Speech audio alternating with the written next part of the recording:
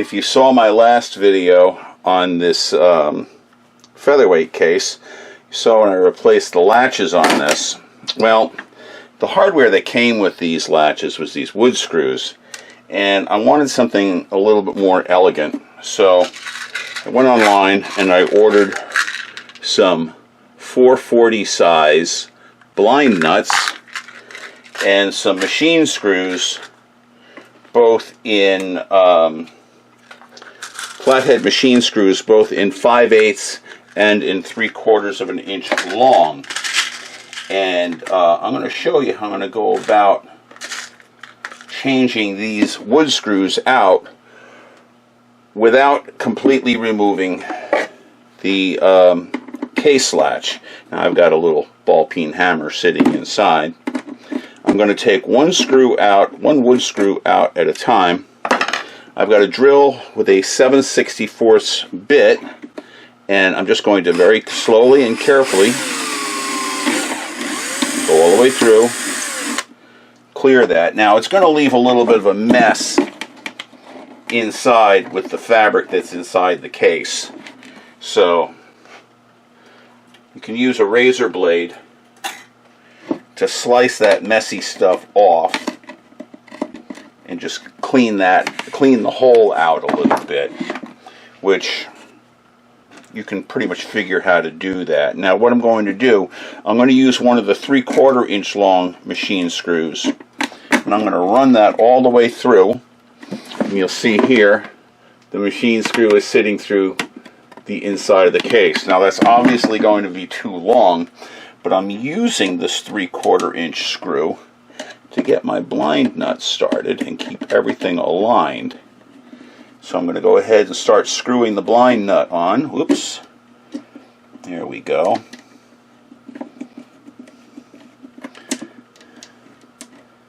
I've already done one latch with this. This screw might be a little beat up because I have been kind of wailing on this. Alright, I'm going to try a different screw because this one is kind of beat. The screws come 100 in a package. The blind nuts I ordered, there was 24 in a package, so, but anyway, I digress. So I'm going to go ahead and start screwing the blind nut onto the back of the machine screw.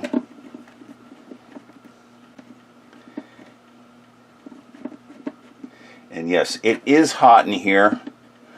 I'm working with video lights, video hot lights, and I can't have my main source of cooling running while I'm talking. Alright, now you see here I've got the blind nut started. I've only got it, I don't have it all the way through, and I'm just going to tap it in position with my shorty ball peen hammer, and then run the machine screw down, and that will seat the blind nut into the wood. Once it's seated, back out the 3/4 inch long screw, and I'm going to replace that. Make sure I've got the right ones here. I grabbed the wrong ones. Replace that with a 5/8 inch long screw, but now it's all going to line up in the hole. And run it down, and so I'll have to keep a finger on the back of it because this wood is old, it's not grabbing super well. But now, as you'll see, the blind nut is firmly seated. Now that's sticking out just a tiny bit, or it appears to be, I should say. So I've got an option.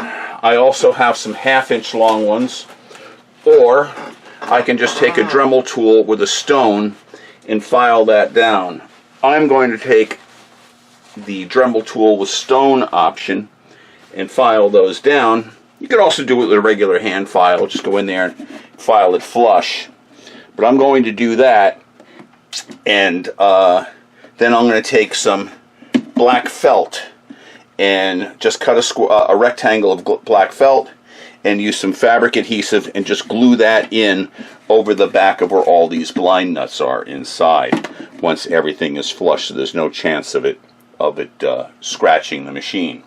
Anyway, I will do that off camera and finish that up. But what I also wanted to show you as part of this video,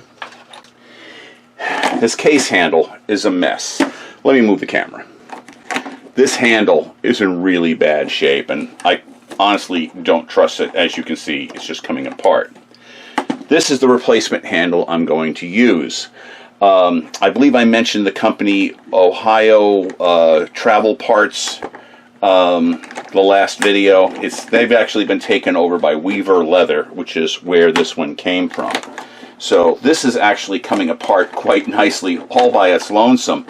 So I'm just going to let this continue to disintegrate, because this is of no earthly value to me or anyone else. I'm just going to break that handle up, toss it in my trash can, and actually, here is, and sweep the debris away, and go ahead and install the handle. This is pretty straightforward. You do not have to be a highly skilled technician to do this. I have been using this same style handle on my alto saxophone case for well over 20 years at this point. And it works nicely. It works very well. It's very comfortable in the hand. For those keeping score, my alto saxophone is a Buescher True Tone from 1929. Anyway, that's all there is to it. Perfectly serviceable, very, very comfortable, and these are like $12. So it's a pretty good investment.